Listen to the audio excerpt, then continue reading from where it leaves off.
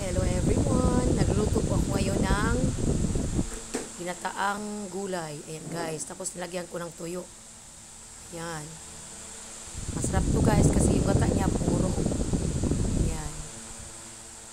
Ang lang nilagay ko guys yung kalabasa tapos sitaw. Dalawang klase ng gulay guys na ginanam ko. Ayan. Masarap to guys kasi yung gata niya puro talaga yung ano. Ayan.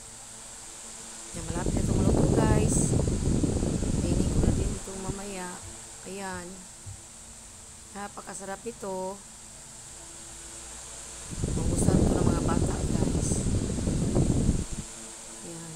Pati sa mga anak ko magustuhan ito nila. Kasi talagang masarap ito guys. Sabaw pa lang ulam na. Ayan o. Ay, kalamian. Kasi nag-crave talaga ako ng ginataang gulay. Kaya nagluto ako guys. Ayan. Ayan na. Ito na yan guys. Ayan. Napakasarap niyan.